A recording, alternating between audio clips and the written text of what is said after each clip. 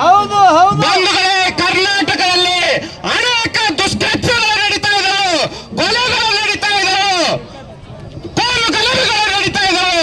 ಅದ್ರ ಬಗ್ಗೆ ಎಚ್ಚರ ಇಲ್ಲ. ನಮ್ಮ ಕರ್ನಾಟಕದ ಏನು ಕಾಂಗ್ರೆಸ್ ಪಕ್ಷದ ಅಧ್ಯಕ್ಷ ಕೂಡ ಒಂದು ಹೋರಾಟದಲ್ಲಿ ಹೋಗಿದ್ದಾರೆ. ಎಲ್ಲ ಕಾಂಗ್ರೆಸ್ ಎಂಎಲ್ಎಗಳು ಕೂಡ ಭಾಗಿಯಾಗಿದ್ದಾರೆ. ಇವರಿಗೆ ನಾಚಿಕೆ ಆಗಬೇಕು. ನಮ್ಮ ರಾಜ್ಯವನ್ನು ಸರಿಯಾಗಿ ಇಟ್ಕೊಳ್ಳೋದಂತ ಭ್ರಷ್ಟ ರಾಜಕಾರಣಿಗಳಿಗೆ ನಾಚಿಕೆ ಆಗಬೇಕು.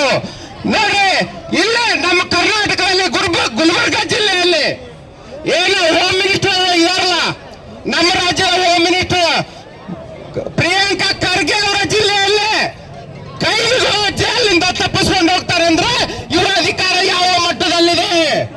ಬಂಧುಗಳೇ, ಈ ಕಾಂಗ್ರೆಸ್ ಸರ್ಕಾರದ ಅಧಿಕಾರ ಯಾವ ಮಟ್ಟದಲ್ಲಿದೆ ಅದನ್ನ ನಾವು ಅರ್ಥ ಮಾಡ್ಕೋಬೇಕು. ಹಾಗಾಗಿ ಇವರು ತಮ್ಮಿಂದ ಏನು ಮಾಡಕ್ಕಾಗಲ್ಲ. ಇವತ್ತು ನರೇಂದ್ರ ಮೋದಿಜಿ ಅವರು ಇಡೀ